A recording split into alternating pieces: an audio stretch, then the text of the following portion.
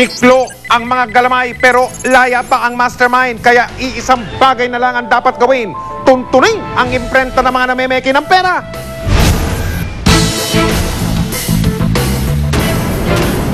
Nang matimbog ang mga itinuturong sangkot sa pagbebenta ng mga peking pera, may bonus pang follow-up operation ng mga operatiba.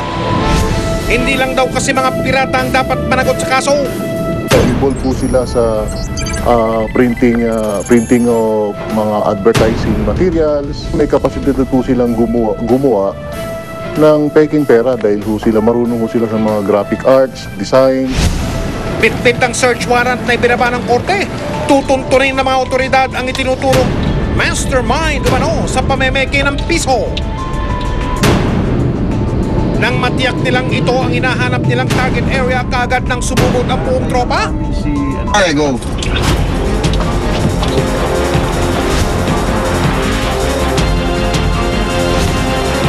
Sumalubong sa mga sorpresang bisita ang mga tauhan ng printing shop.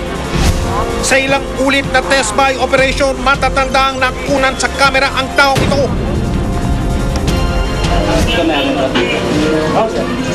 Siya ang kinilalang may-ari base na rin sa dokumentong nakapaskil dito. Pero kaagad nilang itinanggi na may illegal silang ginagawa sa loob nito.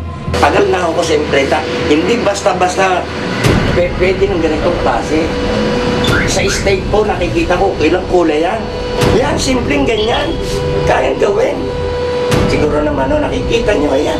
Mga tawagan nyo yung mga customer na yan. Mga non-record ang anak ko. Ano sa sinasabi? Naku sir, bakit po kayo defensive? Simpleng makinarya ho yan. Kaagad sinimulan ang paghahanap ng mga ebidensya. Yun. Hindi sa akin ho yan, sir. At sa basura, may pera nga talaga, oh! Tingnan mo nga naman! Hindi nga raw basta-basta napupulot ang pera.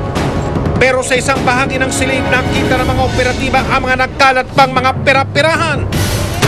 At mukhang hindi pa nagugupitan. Hindi ho. Kasi naiiwan po Ito yung mga papel. Hindi nga. Pero nang buksan ng mga operatiba ang computer nila rito, tumambad sa kanila ang ilang tinatawag na template files na iimprenta pa lang umanong mga huwad na pera. Sige, hindi na ako makaano. Sa bawat sulok ng kanilang tanggapan, sumambulat pa ang mga hindi barya-baryang ebidensya.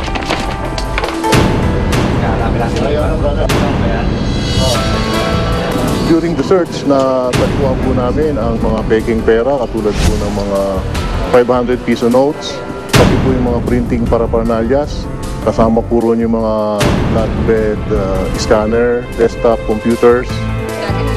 Kaya tangay tinuturong utak daw ng ganitong modus, kagad inaresto. Nag-e-epekto rin na ako. Tapos nagulat ako na peke. Nabasa, parang nagkalat yung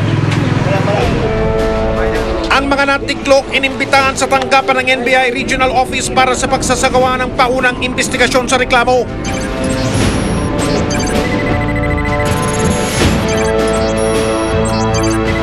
Kanyang-kanyang depensa naman ang mga inaresto ng mga operatiba. Bali, napasama lang ako sa pag-deliver. sa isang 250. Ha? 250. Hindi pare-parehas. Tatlong beses. Dalawa at tatlong beses. Palagpas ng isang buwan siguro.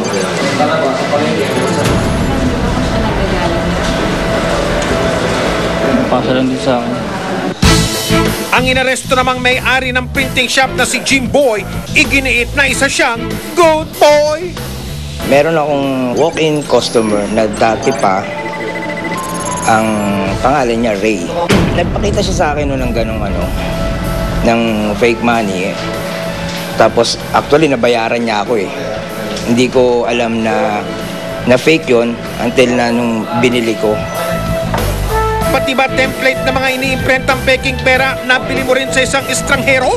Yung template, unang-una, katulad sinabi ko, hindi lang po ako ang humahawak ng PC. Minsan kahit sila, pag pumupunta doon, humahawak ng PC. Lalo na yung si Ray, pag pumupunta ho yun doon minsan magbubukas ang email, hindi ko na ho alam yun. Naku naman! Alam mo naman palang bawal ang pamimeke, bakit parang wala ka pa rin pake? Yung kasi yung mga ganung bagay, hindi ko na dapat intindihin pa kasi marami akong iniintindi. Tila marami-rami namang naipong paglabag ang pangunahing akusado. Kaya tila mas marami siyang iintindihin na yun dahil sa isinampas sa kanya mga kaso. We filed the cases for violation of Article 168 ng Revised Penal Code, ay 166, 168, saka yung 176 ng Revised Penal Code. Ito yung forging and manufacturing of banknotes, treasuries, yan, yung paggawa ng fake na pera. Yan naman ay mayroong parusang 12 and 1 day to 14 years, no? At may karampatang parusa na o multa na 10,000 piso. Sa laki ng pwedeng maging epekto sa bansa, ito ang nakaambang parusa. Medyo maliit nga yung 10,000, siguro dyan mga 100,000 yan. Pero yan pa rin na tinadadhana ng batas, kaya dapat ay sundin natin. Baka naman panahon na para sa pag-amyenda. Para wala nang maingganyo sa pamamirata ng pera. Ang iba pang inaresto, kalaboso at kaso ang bayad sa mga paglabag.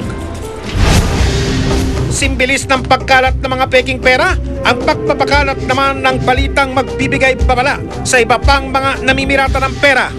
Well, it does not pay to peg our currency, no? Mahuhuli at mahuhuli kayo. Bukas naman ang Bangko Sentral sa mungkahing baguhin ang disenyo ng ating piso.